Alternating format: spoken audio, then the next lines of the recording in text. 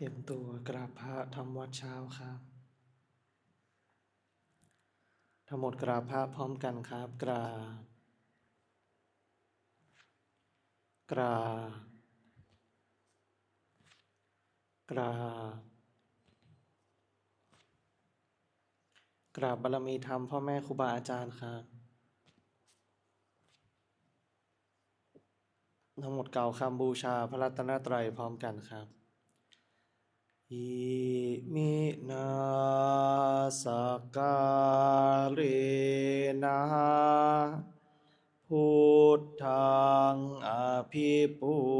ชยามหาอิมินา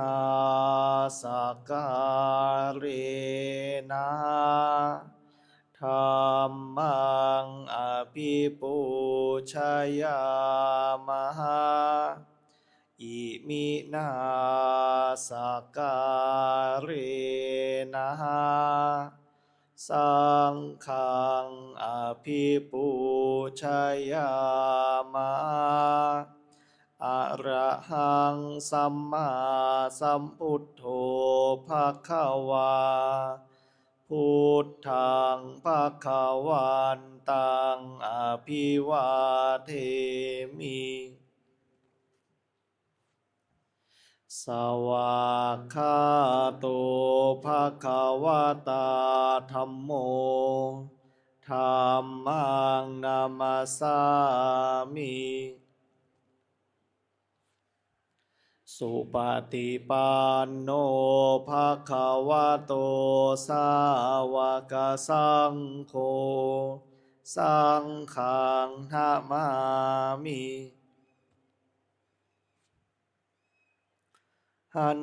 ธรรมยังพุทธัสสะภะคะวะโตปุพพาคณามะการังกะโรมาเซนะโมตัสสะภะคะวะโตอะระหะโตสัมมาสัมพุทธัสสะนะโมตัสสะภะคะวะโตอะระหะโตสัมมาสัมพุทธัสสะนะโม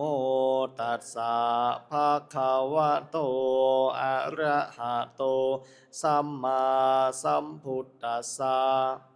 พุทธังสารนังคัจฉามิธัมมังสารนังคัจฉามิสังฆังสารนังคัจฉามิทุติยมปิพุทธังสารนังคัจฉามิทุติยมปิธัมมังสารนังคัจฉามิทุติยมปิสังฆังสารนังคัจฉามิตาติยมปิพุทธังสารนังคัจฉามิตาติยมปิธัมมังสารนังคัจฉามิตาติยมปิสังฆังสารนังคัจฉามิธรรมที่พระพุทธเจ้าทรงแสดงไว้เพื่อประโยชน์ของสัตว์โลกเป็นธรรมที่เห็นได้ยากยิ่งสำหรับธรรมที่จะกล่าวต่อไปนี้เป็นธรรมที่สามารถกระทำความสงบอันประเสริฐและสามารถประทานซึ่งสมบัติทั้งปวงเป็นเครื่องสงบเหตุร้ายทั้งปวงเป็นเครื่องป้องกันมนุษย์และยักษ์เป็นเครื่องระงับความตายก่อนกำหนดเวลาเป็นเครื่องขจัดความเศร้าโศกและโรคเป็นเครื่องย้ำยีกำลังของข้าศึกเป็นเครื่องจำเริญชัยชนะแด่พระราชาเป็นเครื่องนำสิ่งที่ไม่น่าปรารถนาทั้งปวงออกไปเป็นธรรมอันประเสริฐข้าพระเจ้าจากแสดงคุณธรรมเช่นนั้นตามสภาพที่เป็นจริง นาทีใด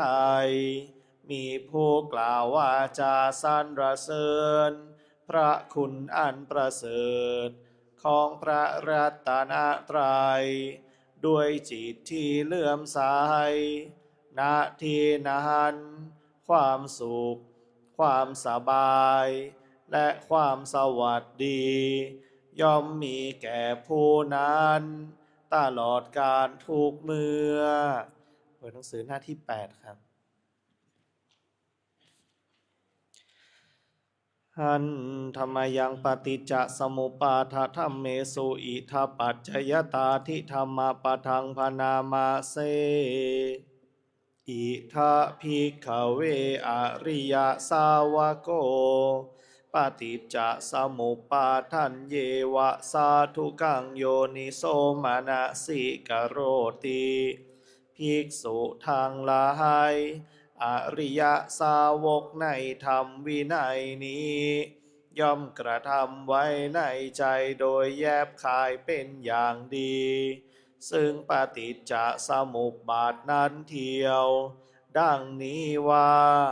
อิมัสสมิงสติอิทังโหติเมื่อสิ่งนี้มีสิ่งนี้ย่อมมีอิมัสสุปาทาอิทังอุปัชชติเพราะความเกิดขึ้นแห่งสิ่งนี้สิ่งนี้จึงเกิดขึ้นอิมัสสมิงอสติอิทังนะโหติเมื่อสิ่งนี้ไม่มีสิ่งนี้ย่อมไม่มีอิมัสสะ อิทังนิรุชติเพราะความดับไปแห่งสิ่งนี้สิ่งนี้จึงดับไปยะทิทังได้แก่สิ่งเหล่านี้คืออวิชชาปัจจยาสังขาราเพราะมีอวิชชาเป็นปัจจัยจึงมีสังขารทั้งหลายสังขาระปัจจยาวิญญาณังเพราะมีสังขารเป็นปัจจัยจึงมีวิญญาณวิญญาณปัจจยานามรูปังเพราะมีวิญญาณเป็นปัจจัย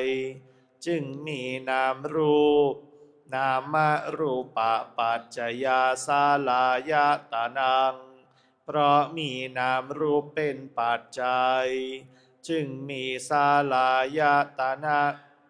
สาลายตนะปัจจยาภัสโสเพราะมีสาลายตนะเป็นปัจจัยจึงมีผัสสะผัสสะปัจจยาเวทนาเพราะมีผัสสะเป็นปัจจัยจึงมีเวทนาเวทนาปัจจยาตัณหาเพราะมีเวทนาเป็นปัจจัยจึงมีตัณหาตัณหาปัจจยาอุปาทานังเพราะมีตัณหาเป็นปัจจัยจึงมีอุปาทานอุปาทานาปัจจยาภโวเพราะมีอุปาทานเป็นปัจจัยจึงมีภพภาวะปัจจยาชาติเพราะมีภพเป็นปัจจัย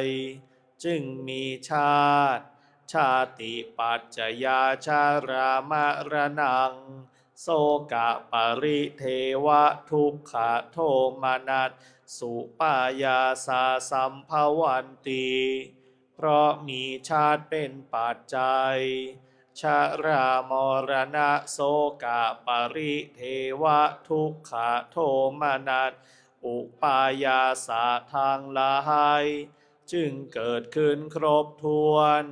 เอวะเมตัสสะเกวลัสสะทุกขขันธัสสะสมุทัยโยโหติความเกิดขึ้นพร้อมแห่งกองทุกข์ทั้งสิ้นนี้ย่อมมีด้วยอาการอย่างนี้อวิชชายตเววะอเสสะวิราคะนิโรธาสังขาระนิโรโธ เพราะความจางคลายดับไปโดยไม่เหลือแห่งอวิชชานั้นเทียว จึงมีความดับแห่งสังขารสังขาระนิโรธาวิญญาณนิโรโธเพราะมีความดับแห่งสังขารจึงมีความดับแห่งวิญญาณวิญญาณนิโรธานามรูปะนิโรโธเพราะมีความดับแห่งวิญญาณจึงมีความดับแห่งนามรูปนามรูปะนิโรธาสาลายตนะนิโรโธ